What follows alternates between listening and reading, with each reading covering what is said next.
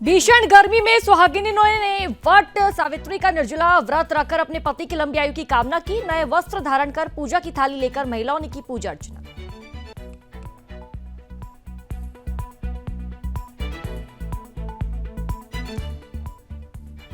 बीस मई को खुलेंगे हेमकुंड साहिब के कपाट। प्रशासन की तरफ से की गई तैयारियां पूरी। तीर्थयात्रियों की सुविधाओं के लिए प्रशासन चप्पे चप्पे पर मुस्तैद। एडीजी लॉ एंड ऑर्डर ने यात्रा को लेकर दी जानकारी।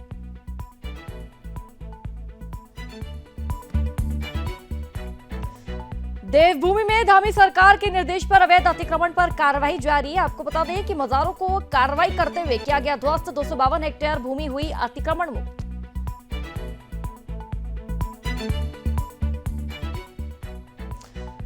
सूडान में फंसे नागरिकों को लाया गया दिल्ली। उत्तराखंड के 2 निवासी शामिल। अब तक सूडान से उत्तराखंड के 30 नागरिक आए वापस। नागरिकों ने धामी सरकार का जताया आभार।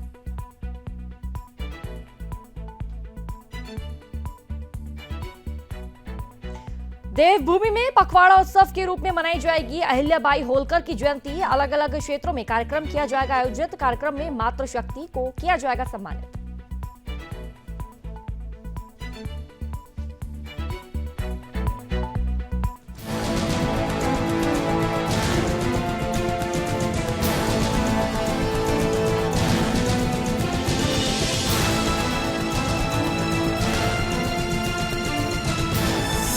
आप देख रहे हैं सुदर्शन न्यूज। नमस्कार, आप देख रहे हैं सुदर्शन न्यूज। मैं हूं आपके साथ इशिका राणा। बुलेटिन की शुरुआत करेंगे बड़ी खबर के साथ। उत्तराखंड के सुहागिनियों ने अपने पति की लंबी आयु के लिए वट सावित्री का व्रत रखकर पूजा अर्चना की। सभी ने नए वस्त्र धारण कर पूजा की थाली लेकर वट के पेड़ के पास पहुंची। और आपको बता दें कि पूजा अर्चना के बाद रक्षा सूत्र बांधने के बाद वृक्ष की परिक्रमा भी की। आरती के बाद वृक्ष के गले मिलकर पति की लंबी आयु की कामना भी की। तो वहीं पंडित महेश जोशी ने बताया कि वट सावित्री का व्रत पतियों के लिए रखा जाता है। उनकी सुरक्षा और उनकी दीर्घायु की कामना भी इस दौरान की जाती है। साथ ही उन्होंने कहा कि व्रत के दौरान पेड़ में कलावा भी बांधकर पूजा अर्चना की जाती है। हिंदू धर्म में वट सावित्री की पूजा का अपना ही एक अलग महत्व है।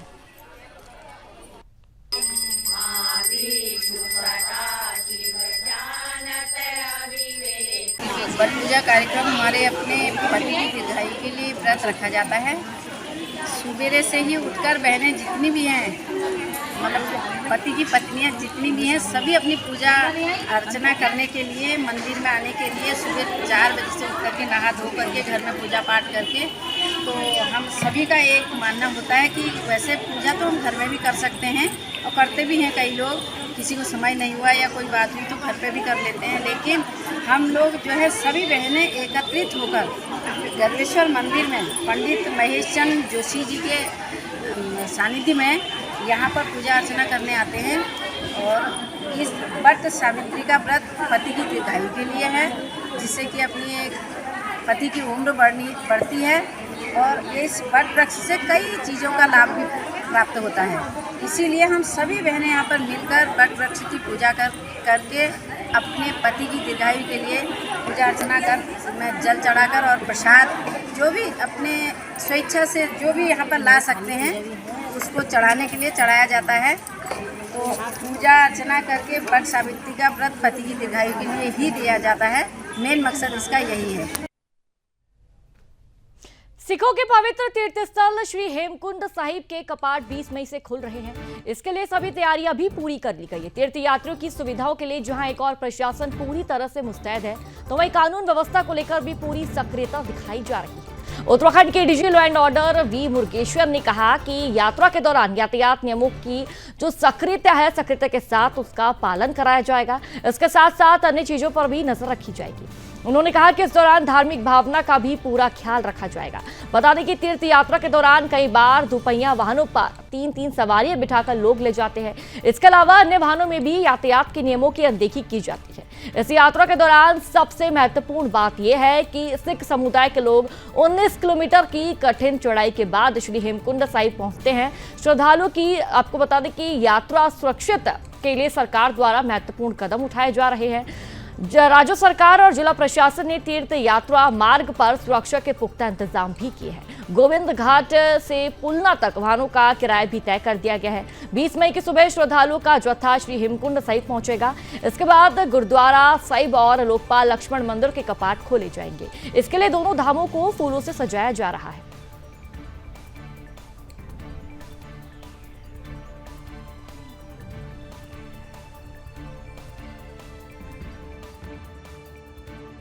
हेमकुंड के तरफ भी हमारे तरफ से जो पुलिस व्यवस्था बनना है वो सारा तैयार हो गया है। एसपी और डीएम ने भी विजिट भी कर लिया जहाँ तक पॉसिबिलिटी है, और चौकी और खुलेगा और फोर्स भी लगे जाएगी।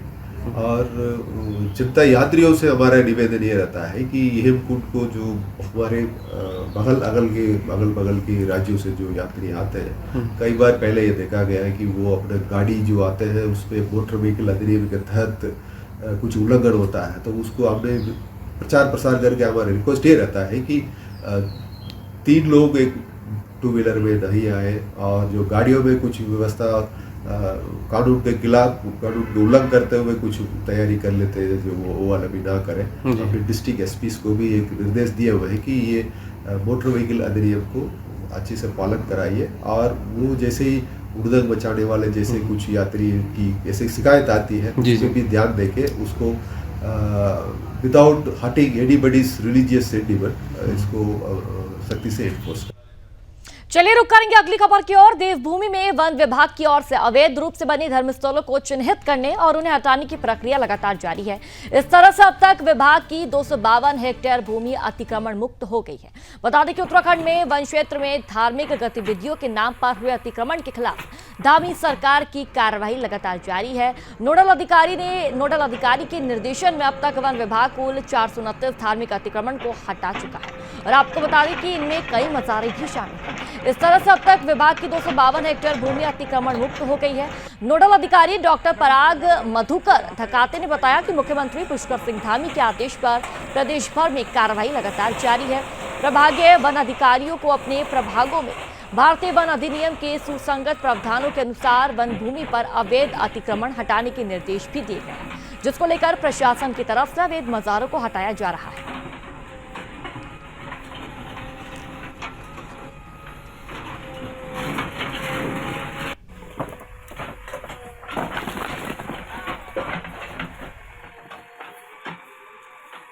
देखिए, ये हमने पहले भी कहा है कि जो भी अतिक्रमण है, जो भी अवैध कब्जा है सरकारी ज़मीनों पर, किसी प्रकार का भी कोई अतिक्रमण है तो उसको हम हर कीमत पर हटाएंगे, और वो हटने का अभियान लगातार जारी है, और वो तब तक जारी रहेगा जब तक कि पूरा अतिक्रमण मुक्त नहीं हो जाएगा। और इसमें हमने ये भी कहा है, जिन लोगों ने अतिक्रमण किया हुआ है वो स्वयं इसे हटा लें। बहुत सारे लोग आज मुझे मिले भी थे, उन्होंने कहा है कि हम स्वतः ही हटा लेंगे कुछ स्थानों पर, तो अच्छा होगा। स्वतः ही हटा लेंगे तो अच्छा है, नहीं तो धीरे धीरे सभी का नंबर आना है। भारतीय वायुसेना के विशेष विमान से सूडान में फंसे नागरिकों को दिल्ली लाया गया है। बता दें कि सूडान में चल रहे संघर्ष के बीच एक बार फिर मुख्यमंत्री पुष्कर सिंह धामी के विशेष प्रयास के बाद उत्तराखंड के 2 निवासी को फिर भारतीय वायुसेना के विशेष विमान से दिल्ली लाया गया। इसमें उत्तराखंड के 2 निवासी श्री अनिल कुमार और श्री अमित कुमार भी हैं, जिसके बाद सरकार अब उन्हें देहरादून और हल्द्वानी तक भेजने की व्यवस्था कर रही है। मुख्यमंत्री पुष्कर सिंह धामी के निर्देश पर इनके गंतव्य स्थान के लिए व्यवस्था की गई है। सूडान से सुरक्षित दोनों निवासियों ने उत्तराखंड के मुख्यमंत्री पुष्कर सिंह धामी का आभार भी व्यक्त किया है। अब तक सूडान से उत्तराखंड के 30 नागरिक वापस आ चुके हैं।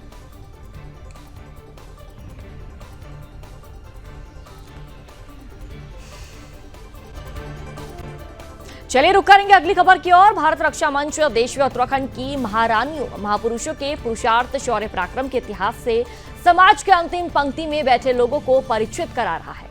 आपको बता दें कि संगठन मंत्री आशीष वाजपेयी ने हरबटपुर देहरादून में भारत रक्षा मंच के क्षेत्रीय कार्यालय में केरला फाइल्स जागरूकता पर्चा वितरण अभियान की शुरुआत और उत्तराखंड में अलग अलग क्षेत्रों में अहिल्याबाई होलकर जयंती संगोष्ठी पखवाड़ा उत्सव मनाएगा, जिसके लिए अनेकों कॉलेज के छात्र छात्राएं व भिन्न भिन्न क्षेत्रों में सामाजिक कार्य कर रही है। कार्यक्रम में मातृशक्ति को सम्मानित भी किया जाएगा।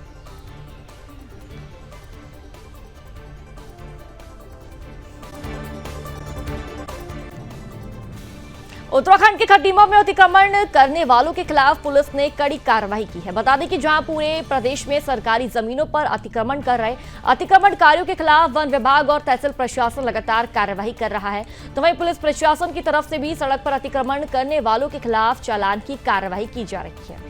बता दें कि खटीमा शहर में सड़क किनारे ठेले लगने से शहर में जाम की स्थिति बनी रहती है, जिससे राहगीरों को चलने में काफी मुश्किलों का सामना करना पड़ता है, जिस पर खटीमा पुलिस ने कार्रवाई करते हुए अवैध अतिक्रमण को हटाया। अतिक्रमण करने वालों के खिलाफ लगातार कार्रवाई की जा रही है।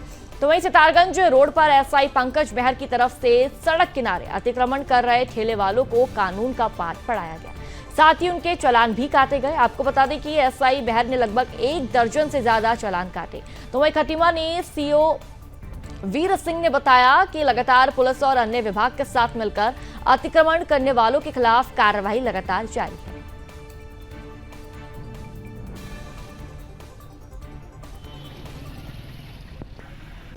ये पुलिस के द्वारा अन्य जो विभाग हैं जैसे पीडब्ल्यूडी है, एनएच है या फॉरेस्ट है, अन्य सारे विभागों के साथ ज्वाइंटली अतिक्रमण हटाया जा रहा है। तो जो भी अवैध ठेलियाँ जो रोड पे लगा रहे हैं, फड़ लगा रहे हैं, उनके खिलाफ कार्रवाई की जा रही है। और इसके अतिरिक्त जो जंगलात की ज़मीन पे बने हैं अवैध कंस्ट्रक्शन या किसी दूसरे डिपार्टमेंट की सरकारी ज़मीन पे अवैध कंस्ट्रक्शन बने हैं, तो उनको भी हटाया जा रहा है। खेल मंत्री रेखा आर्य अपने उत्तरकाशी जिला भ्रमण के दौरान गंगोत्री धाम पहुंची, जहां मंत्री रेखा आर्य ने मां गंगा की विधिवत पूजा अर्चना की। साथ ही उन्होंने देश और प्रदेशवासियों की सुख समृद्धि की कामना भी की। कैबिनेट मंत्री ने इस दौरान गंगोत्री धाम में आए श्रद्धालुओं के साथ बातचीत की और उनका हालचाल भी जाना। उन्होंने श्रद्धालु से चारधाम यात्रा को लेकर फीडबैक भी लिया। मंत्री रेखा आर्य ने कहा कि आज मां गंगा के दर्शन करने का सौभाग्य प्राप्त हुआ है। कहा कि पतित पावनी मां गंगा सभी की जीवनदायिनी है। साथ ही कैबिनेट मंत्री ने कहा कि आज मुझे श्री गंगोत्री धाम के पवित्र भूमि में आने का अवसर प्राप्त हुआ, जहां गंगा जी के दिव्य दर्शन कर पूजा अर्चना की है। इस दौरान कैबिनेट मंत्री ने मंदिर समिति के पदाधिकारियों के साथ बातचीत भी की, जब मंदिर समिति की तरफ से उन्हें विभिन्न समस्याओं से अवगत कराया गया, जिस पर मंत्री रेखा आर्य ने सभी को आश्वस्त किया कि यहाँ पर जो भी समस्या है उनका निस्तारण अवश्य किया जाएगा।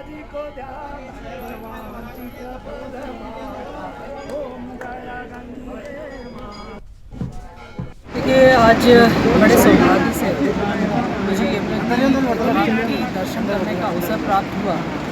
निश्चित रूप से यात्रा पूरा यमुना पथ में चलते हुए माँ के उद्गम स्थल तक पहुँचना अपने आप में शब्दों में बयान न कर सकने वाला एक भाव है। और जिस प्रकार से यात्रियों में जोश है, हम यहाँ पे देख रहे हैं कि 60 से 65 वर्ष की उम्र की माता जी भी पूरी श्रद्धा के साथ में यमुनोत्री धाम से अपनी यात्रा को प्रारंभ करने का उन्होंने संकल्प लिया है और बाकायदा पूरा 5-6 किलोमीटर वो हमारे साथ चल के आई।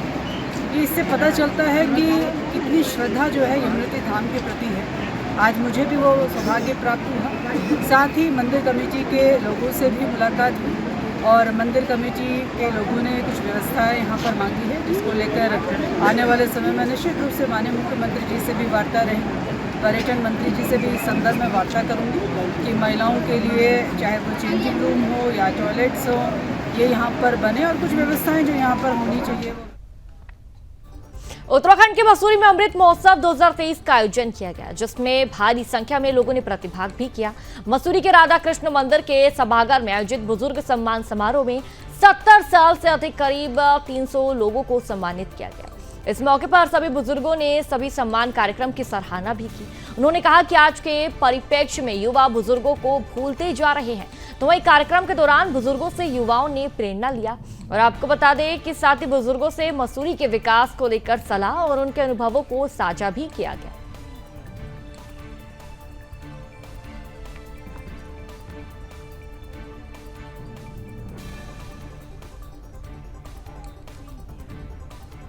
उत्तराखंड के हरिद्वार में पुलिस प्रशासन को बड़ी कामयाबी हाथ लगी है। बता दें कि लक्सर पुलिस को चकमा देकर अलग अलग मामलों में अपराध कर फरार चल रहे अपराधियों की अब खैर नहीं है।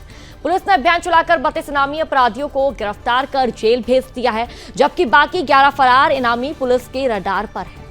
पुलिस क्षेत्र अधिकारी मनोज ठाकुर ने कहा कि वरिष्ठ पुलिस अधीक्षक के आदेश पर इनामी व अन्य मामलों में आपराधिक मामलों में फरार आरोपियों की धरपकड़ के लिए पुलिस की तरफ से लगातार अभियान चलाया जा रहा है। उन्होंने बताया कि पहले लक्सर थाने में 15 इनामी अपराधी फरार चल रहे थे।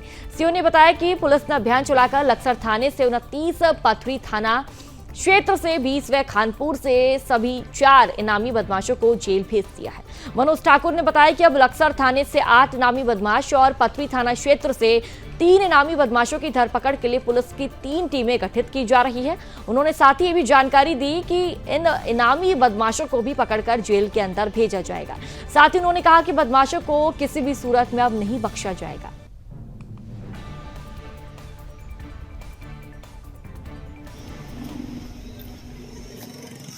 अभी हमारे पीएचक्यू द्वारा भी ये अभियान चलाया गया था प्रत्येक ज़िले में, जिसमें वांछित और इनामी व्यक्तियों की गिरफ्तारी पर वो विशेष ध्यान रखते हुए चलाया गया। इसमें हमारी जो पोजीशन हमारे सर्कल की जनवरी 23 में थी, तो वो करीब 64 हमारे इनामी थे जो इस अभियान के बीच में बढ़े भी, उन सबको मिला के। और इसके बीचों बीच हमने अभियान के दौरान करीब 53 ऐसे इनामी और वांछितों की गिरफ्तारी करी, जिसमें कुछ सरेंडर भी हुए, उनको स्टे भी मिला। तो अब जो हमारे सर्कल में है, कुल मिला के 11 ऐसे इनामी हैं जो वांछित चल रहे हैं। इन पे भी जल्द से जल्द कार्रवाई की जाएगी। जिलाधिकारी की अध्यक्षता में कलेक्ट्रेट सभागार में जनपदीय सड़क सुरक्षा समिति की बैठक आयोजित की गई। बैठक में जिलाधिकारी डॉक्टर आशीष चौहान शामिल हुए। बैठक में जिलाधिकारी डॉक्टर आशीष चौहान ने जिले में सड़क सुरक्षा सुनिश्चित करने के लिए अधिकारियों को आवश्यक कार्रवाई करने के निर्देश भी दिए।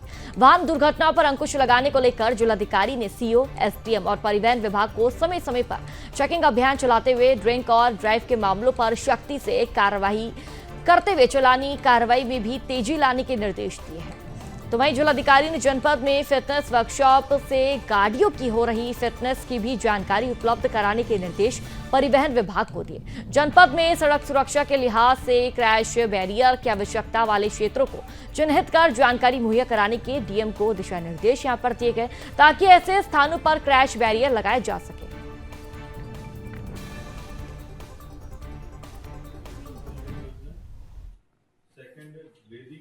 मिशन में लगभग हमारी 2764 स्कीम्स हैं, उनमें से 18 स्कीम्स को छोड़ के बाकी सारी कंप्लीट होगी और अभी के रिव्यू में 10 to 11 स्कीम्स और क्लियर हो रही हैं। तो 31 मई तक हम ये उम्मीद करें कि हमारे सारे के सारे टेंडर्स हो जाएंगे, तो सारी योजनाओं पे काम स्टार्ट हो जाएगा।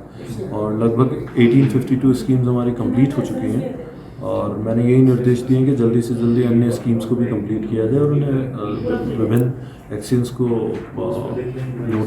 नोटिस भी हम लोग सर्व कर रहे हैं और साथ ही लगभग उन्हें टारगेट्स भी दिए गए हैं जल्दी से जल्दी काम करें। देवभूमि उत्तराखंड में 20 मई को हेमकुंड साहिब के कपाट खुलने वाले हैं, जिसको लेकर तैयारियां पूरी भी कर ली गई है। इसी कड़ी में गोविंद घाट गुरुद्वारा में शुक्रवार सुबह गुरुवाणी अरदास, सुखमणि पाठ, शब्द कीर्तन किया गया। इसके साथ आपको बता दें कि इसके बाद गोविंद घाट गुरुद्वारे से 5 प्यारों की अगुवाई में तीर्थ यात्रियों का पहला जत्था घांघरिया के लिए रवाना हो गया है। तो वहीं शनिवार को हेमकुंड साहिब के कपाट श्रद्धालुओं के लिए खोल दिए जाएंगे। हेमकुंड साहिब व लक्ष्मण मंदिर के कपाट खुलने की प्रक्रिया शुरू हो गई है। दरअसल शुक्रवार को गोविंद घाट गुरुद्वारे से जो बोले सोनिहाल के जयकारों के साथ 5 प्यारे निशान साहिब के साथ यात्री घांघरिया के लिए रवाना हुए। पहले जत्थे में 700 से अधिक यात्री शामिल हुए। हेमकुंड साहिब लक्ष्मण मंदिर के कपाट 20 मई को विधि विधान के साथ सुबह 10 बजे खोल दिए जाएंगे। गोविंद घाट गुरुद्वारा में शुक्रवार सुबह गुरुवाणी अरदास, सुखमणि पाठ, शब्द कीर्तन किया गया। इसके बाद गोविंद घाट गुरुद्वारे से 5 प्यारों की अगुवाई में तीर्थ यात्रियों का पहला जत्था घांघरिया के लिए रवाना हो गया है।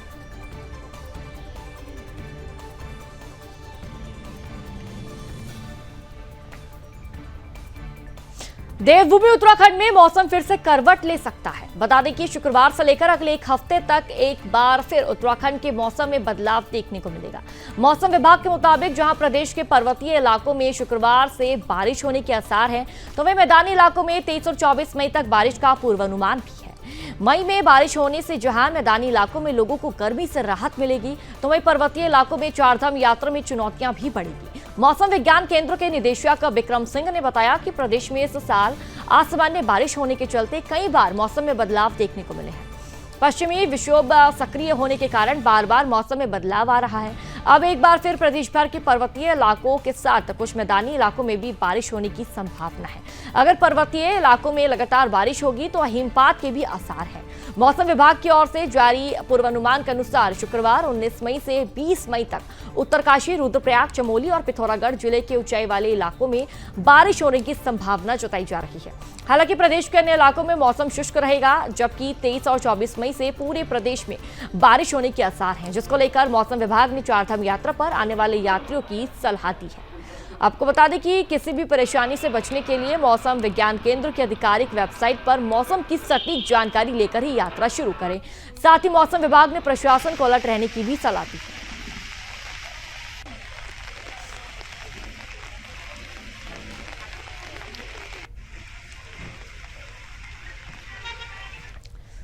चलिए रुक करेंगे अगली खबर की ओर। देवभूमि उत्तराखंड में अवैध नशे पर प्रतिबंध लगाने के लिए धामी सरकार पुलिस प्रशासन को सख्त निर्देश दे चुकी है, जिसको लेकर प्रशासन की तरफ से समय समय पर चेकिंग अभियान चलाकर नशा तस्करों को पकड़ा जा रहा है।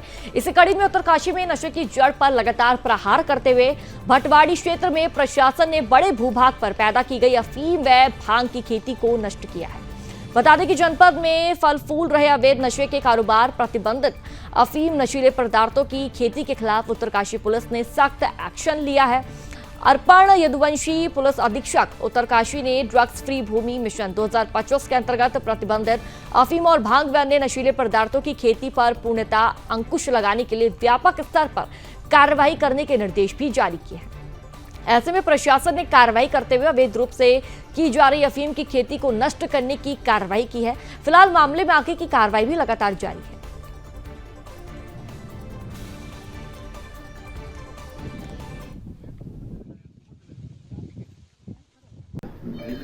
देखिए, जो माननीय मुख्यमंत्री का जो ड्रग फ्री देवभूमि मिशन जो चल रहा है 2025 तक, उसी के तहत जो उत्तरकाशी पुलिस ने कल जो है उत्तरकाशी पुलिस की टीम ने सारी गांव के ऊपर छानियों में 32 नाली भूभाग पर पैदा की गई अफीम व लगभग 63 नाली भूभाग पर पैदा की गई भांग की खेती को नष्ट किया है।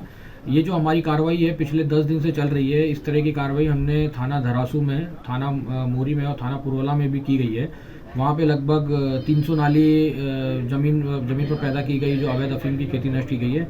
ये कार्रवाई जो है उसी की आगे की कार्रवाई है। इसके अलावा एक और कार्रवाई की है कल पुलिस ने थाना मोरी में। रैंडम चेकिंग के दौरान एक व्यक्ति जिसका नाम प्रहलाद सिंह है, उसके कब्जे से 506 ग्राम अवैध अफीम बरामद की गई है और उसको जो है जेल भेजा गया है। ये जो अवैध अफीम जिसकी बरामद की गई है, इसकी कीमत जो है करीब 2 लाख रुपए है। जो ये कार्रवाई हुई है सारी गांव में, इसमें जो अग्रिम विधिक कार्रवाई है वो प्रचलित है और ये जमीन जो जिसके नाम पे होगी उसके खिलाफ हम मुकदमा लिखा जाएगा।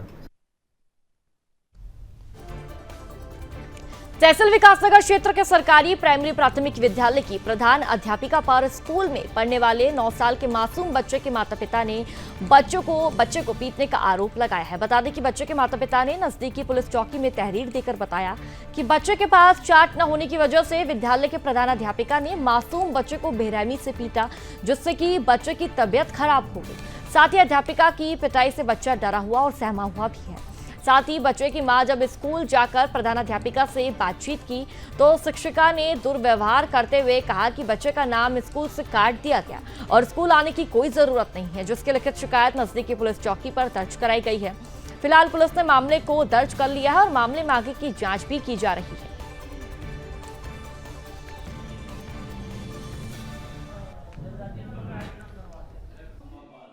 सर, मैडम ने मारा था मेरे बेटे को बहुत। कब की बात है सर? 3-4 दिन हो गए हैं। अच्छा, फिर? सर वो उसको मारा, वो घर गया तो दूसरे दिन मैं मैडम के पास आई कि मैडम आपने मेरे बेटे को इतना क्यों मारा, आप मुझे बता देती अगर कोई गलती थी तो। लेकिन सर उन्होंने मुझे भी धक्का देकर बाहर भगा दिया। क्यों मारा बच्चे को आपने? सर वही कह रहे थे कि आप चार्ट नहीं लाए और दूसरे दिन धमकाने लगे कि आपने अपनी मम्मी को क्यों बताया घर जाके। ये मामला बच्चे को जो है कक्षा 4 का बच्चा है तो उसको मारपीट का मामला बताया गया है और उसी उसमें हम आ जाए यहाँ पर बच्चों से भी बात करी है, अभिभावकों से बात कर रहे हैं और ऐसा भी पता चला कि चौकी में भी इसकी कंप्लेंट हुई है और विवाद की स्थिति बनी है स्कूल में। तो तब तक हम मैडम को जो है अपने कार्यालय में अटैच करेंगे और कार्रवाई मतलब जांच के बाद कार्रवाई। वंदे भारत ट्रेन की सफलता के बाद रेलवे क्षेत्रीय स्तर पर भी ऐसी ही अत्याधुनिक सुविधाओं से भरपूर वंदे भारत ट्रेन चलाने की तैयारी की जा रही है। और आपको बता दें कि वंदे मेट्रो को ऐसे 2 शहरों के बीच चलाया जाएगा जिनके बीच की दूरी 100 से 300 किलोमीटर होगी। उत्तराखंड में देहरादून से काठगोदाम के बीच वंदे मेट्रो चलाने के प्रोजेक्ट पर काम शुरू हो गया है। रेलवे अधिकारियों के अनुसार रेल यात्रा को सुखद और सरल बनाने के उद्देश्य से 2 शहरों के बीच वंदे मेट्रो ट्रेन चलाने की योजना है। वंदे मेट्रो ट्रेन हाइड्रोजन बेस्ड स्वदेशी ट्रेन होगी जिसे भारतीय इंजीनियर्स डिजाइन कर रहे हैं। इस ट्रेन का निर्माण भारत में ही होगा। वंदे मेट्रो ट्रेन का डिजाइन जून अंत तक सामने आ जाएगा। यह ट्रेन भारतीय रेल के लिए क्रांतिकारी बदलाव लाने वाली साबित होगी। वंदे मेट्रो ट्रेन का इंजन पूरी तरह से हाइड्रोजन बेस्ड होगा जिसके चलते प्रदूषण 0 होगा। देहरादून और काठगोदाम के बीच वंदे मेट्रो ट्रेन का संचालन हुआ तो यह इस रूट पर चलने वाली तीसरी ट्रेन होगी।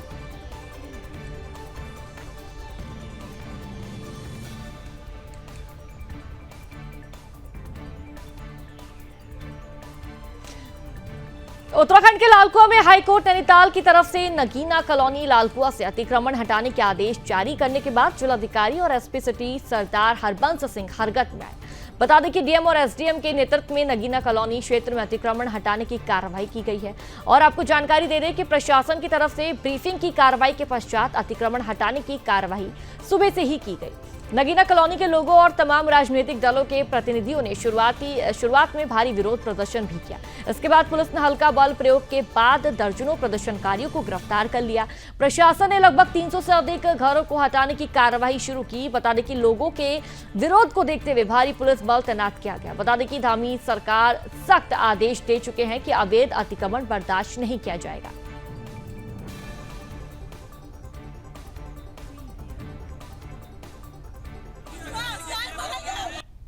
इसको बहुत पहले से रेलवे ने इनको नोटिस दिए हुए थे कि आप नियत समय के अंदर खाली कर लें। और जिस ज़मीन से अतिक्रमण हटाया जाना है उस पर रेलवे को अपना एक्सपेंशन के लिए कई नई ट्रेनें अनाउंस हुई हैं। इसके लिए इनको एक्सपेंशन के लिए ज़मीन की ज़रूरत है। उसी क्रम में आज ये अतिक्रमण हटाने की कार्रवाई की जा रही है। कि भूमि पर अतिक्रमण तो बहुत है लेकिन चूंकि चरण वाइज होगा और प्रथम चरण में जो अतिक्रमण अभी हटाया जा रहा है उसमें लगभग 84 झोपड़ियाँ के आसपास हैं। 400 मीटर का ये पैच है और इसमें से लगभग 84 झोपड़ियाँ जिनको हटाए जाने की कार्रवाई की जा रही है। चलिए फिलहाल बुलेटिन में इतना ही। देश और दुनिया से जुड़ी बड़ी खबरों को देखने के लिए सुदर्शन न्यूज देखते रहिए। जय हिंद।